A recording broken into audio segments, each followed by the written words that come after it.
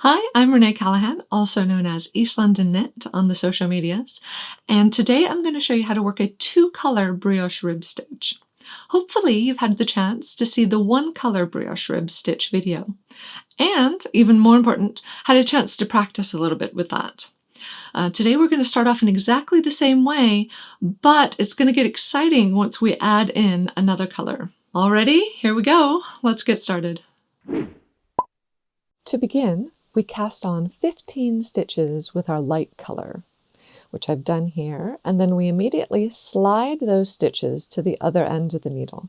This is why we need a DPN or a circular needle for this technique. Now we're ready to begin our setup rows. We have 3 altogether, and our first setup row we're using the dark color yarn. But before we pick up the yarn, the first and last stitches on our swatch are going to be on light color slipped stitch selvage.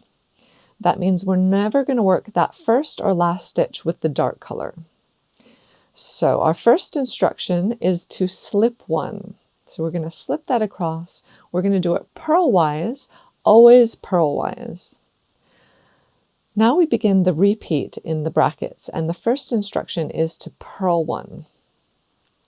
Let's go in as if to purl, and then pick up our dark color, and it's a little bit awkward, that first row, but we want to make sure that we keep kind of tightening it up only as much as we need to and not worrying too much about it. Okay, so we have a first stitch, that's our purl one.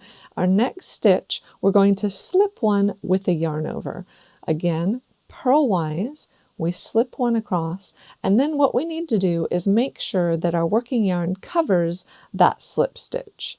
We take our yarn all the way over and then back to the front so that we're in position to purl our next stitch.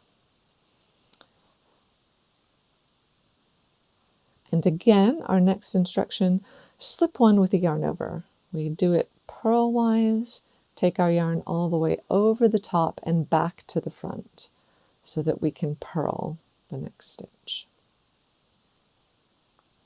We do that all the way until we have only 2 stitches left. Slip one all the way around, crossing over the top so that we can purl our next stitch.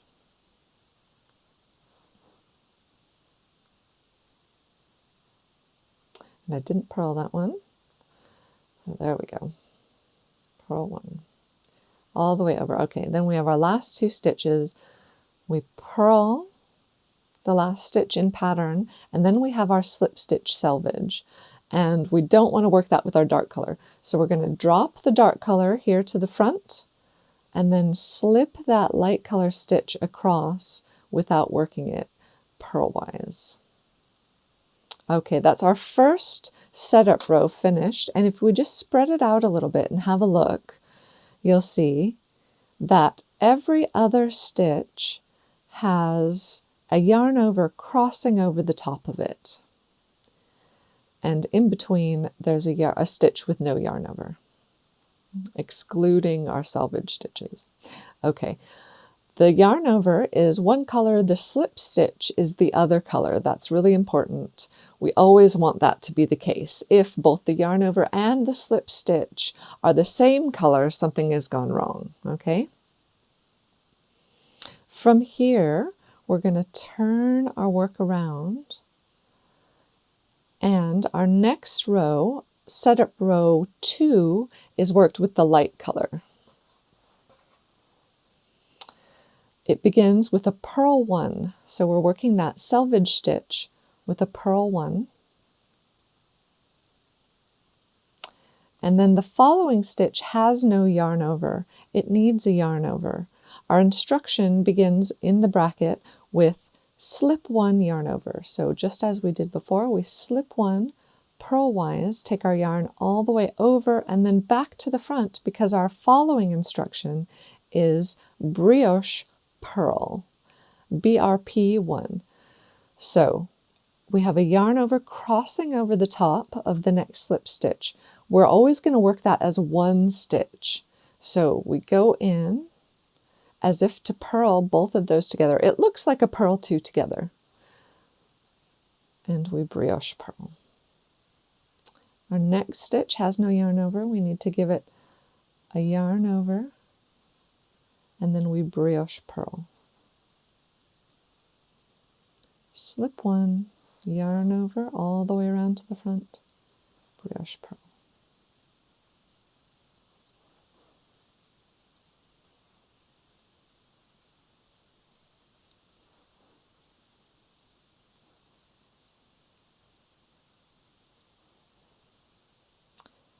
When we get to the last two stitches, we see that one, our stitch in pattern has no yarn over, so we know it needs a yarn over, and our final stitch is the selvage. We give that a purl one. At the end of this row, we need to slide our stitches back to the other end so that we can work facing the same direction with the other color. So if we give all our threads a little tighten up, we can begin setup row 3 is a dark color row. And our first instruction is to slip one because we're not working that selvage stitch with our dark color. Our next instruction is a new one, however. So we have a stitch here with the yarn over, and we're going to brioche purl it. We're going to brioche knit it. That means we go in as if to knit the yarn over and the slip stitch together, and it looks like a knit two together, right? But because they're not separate stitches, it's a brioche knit, not a knit two together. So then we bring our yarn forward so that we can slip the next stitch and take our yarn over the top.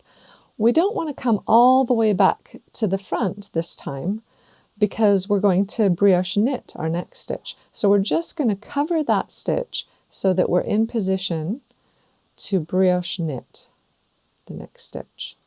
Take our yarn forward, slip the stitch purlwise, make sure it's covering that stitch as we go to brioche knit our next stitch. Yarn forward, slip one, brioche knit. Yarn forward, slip one, brioche knit.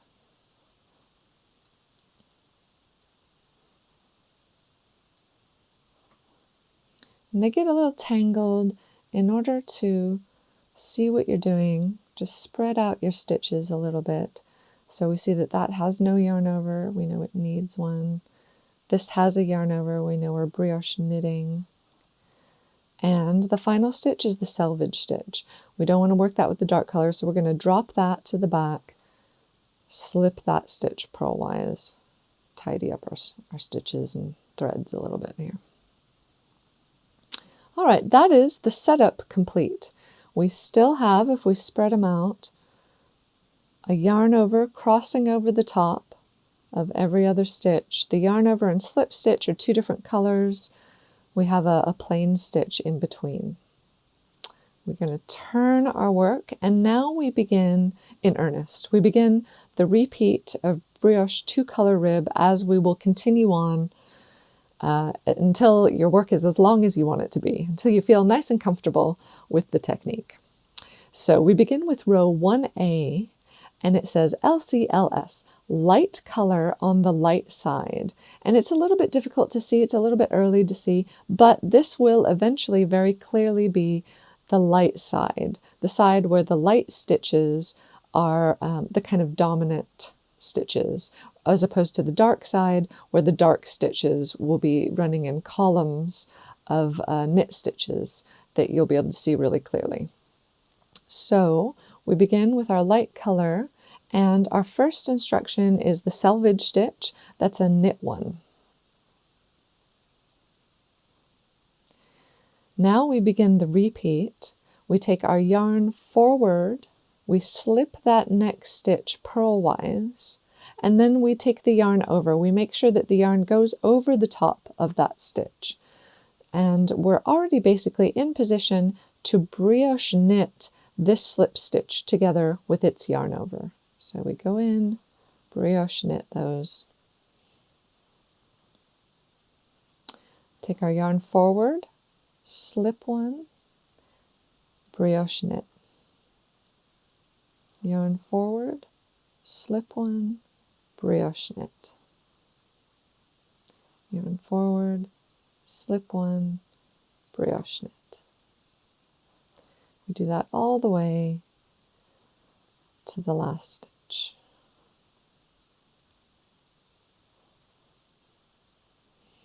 Take our yarn forward. This one has no yarn over. We know it needs one. And this is our selvage. We're going to knit that stitch, making sure that last yarn over covers the slip stitch. And that should look familiar now. Yarn over, covering, slip stitch, every other stitch. From here, we need to slide our stitches to the other end of the needle so that we can work a dark color row. We have our dark yarn here all ready to go. Our first instruction is to slip one. It's our selvage stitch. Our next instruction is the first of the repeat. We're going to brioche purl one. So it has a yarn over covering it. We know that they need to be worked together. And in this instance, they go together as a brioche purl. Next, we have a stitch with no yarn over. Our yarn's already at the front, so we don't have to bring it to the front. And we can slip that. And then we need to make sure that the working yarn crosses over the top, covers that slip stitch. And in order to do that, we need to take it all the way around and back to the front because we need to be in position to brioche purl. Slip one, take our yarn all the way over, back to the front, brioche purl. Slip one, all the way over, back to the front, brioche purl. We're going to do that all the way to the last stitch.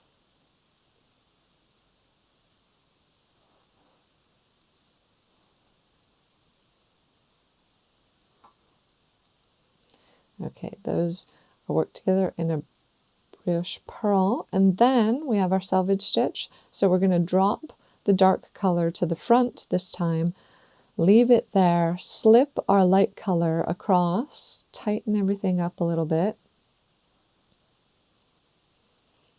and then we turn our work this time and we go to the dark side. All right. Next, we're going to work row 2A. Make sure we have enough yarn to do it. And that begins with a light color row. And we're going to work our selvage this time as a purl one.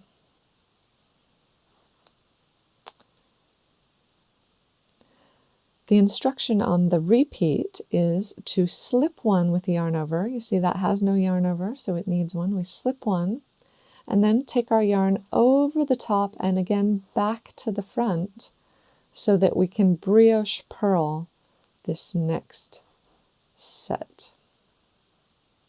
And again, slip one, yarn over, brioche purl. Slip one, yarn over, brioche purl, all the way to the end.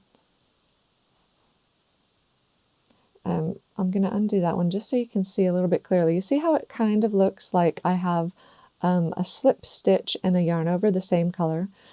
That yarn over belongs to the slip stitch next door, but sometimes things get a little twisted up, and it's worth just stretching things out, making sure everything is covering what it actually is, and then you can see that actually it's with this stitch, it's paired with this stitch. So easy mistake to make. Just want to keep aware at the beginning, keep stretching them out and having a look.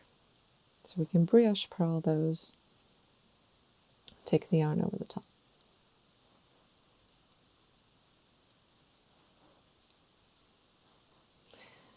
And we have our last two stitches. Our last stitch in pattern has no yarn over, so it needs one. Take it around to the front so that we can purl our selvage stitch.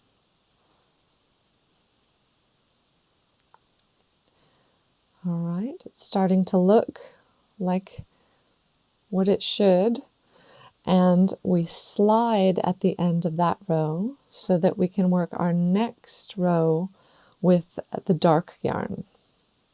So row 2B is a dark color on the dark side row, and we begin with a slip 1, and then we have a yarn over, and what we need to do with that is brioche knit. I'm going to tighten it up a little bit and work that as a brioche knit. And you can see the yarn was kind of twisting around, but it's untwisted itself once I got in and correctly made the stitch.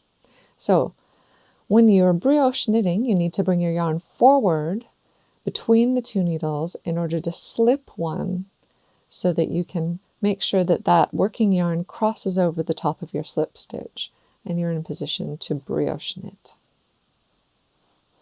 Yarn forward, slip 1, and you'll take your yarn over the top as you brioche knit.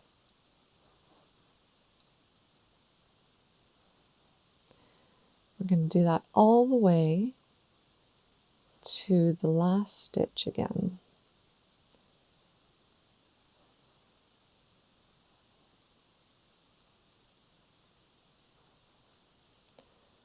And our last stitch is our selvage stitch, but we're working with our dark yarn, so we're going to drop our yarn to the back and slip that stitch, tighten everything up again. And those are the 4 elements of your brioche rib. And you can see, after working them through once, that we can clearly see we have a light side with columns of light stitches and a dark side with columns of dark stitches.